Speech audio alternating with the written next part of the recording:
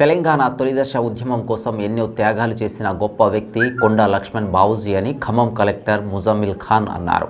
కొండా లక్ష్మణ్ జయంతి సందర్భంగా ఆయన విగ్రహానికి పూలమాలలు వేసి కలెక్టర్ నివాళి అర్పించారు.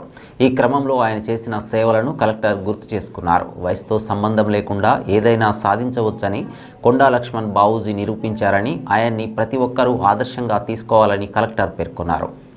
కష్టపడి తెచ్చుకున్న సాధనలే మన దగ్గర ఉండిపోతాయి. అది కూడా నిరూపించింది తను. ఇప్పుడు మనం చేయాల్సింది ఏంటి? చాలా వరకు చూస్తున్నాం, మతపరంగా అయితే ఏమి, సమాజపరంగా అయితే ఏమి, పెద్ద ఆలోచనలు చాలా ఉన్నాయి మన దగ్గర.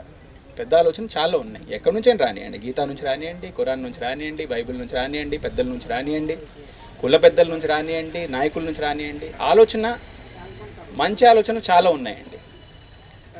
అమలు చేసేవారు దానికి ఆలోచనకి సరిపోయినంత మనలో బలం అది పెరుగుతుందా లేదా అని ఒక చర్చ మనం పెట్టుకోవాలి.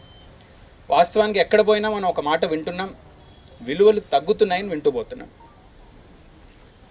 వాస్తవం కొంతవరకు ఉండొచ్చు, పూర్తిగా ఉండొచ్చు, కానీ విలువలు తగ్గుతూ పోతున్నాయని నమ్ముతూ పోతున్నాం. మరి ఆ విలువలు ఎక్కడి నుంచి రావాలి? విలువలు ప్రతిసారి ఏదో ఒక క్యాంప్ పెట్టో టీచర్ల నుంచే రావాలా, లేకపోతే ఒక పెద్ద ఘటన అయినప్పుడే మన మనసులో పెట్టుకోవాలా, ఏదో ఇది అయింది కదా దానివల్ల మనం మార్పు తీసుకొని రావాలనేది, లేకపోతే రోజు రోజు ఒక నిర్ణయం చేయాలా? చేయాల్సింది ఏంటని మనందరికి తెలుసండి. మనసులో చేయాల్సింది ఏంటంటే మన మనసుకి అందరికీ తెలుసు. అది దైవం నుంచి వచ్చిందో మన పెద్దల నుంచి వచ్చిందో అది ఇంకో చర్చ, కానీ మనసులో మనకు తెలుసు.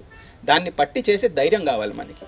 ఆ ధైర్యం సృష్టించుకోవడానికి ఇటువంటి మహనీయుల నుంచి మనం నేర్చుకుంటే ఇప్పుడు తరమైనా ఖచ్చితంగా ప్రతిసారి సులభమైన దారిలో దిగి వాళ్ళు చెప్తున్నారు కదా విందాం, ఎందుకు రెసిస్టెన్స్, ఎందుకు నేను మళ్ళీ ఇంకో ఆలోచన పెట్టుకోవాలనేది రాకుంటే, మన రాష్ట్రమే మనం ఎన్నో సంవత్సరాల తర్వాత, ఎన్నో దశాబ్దాల తర్వాత సృష్టించుకుంది ఒక ఉద్యమం పైన.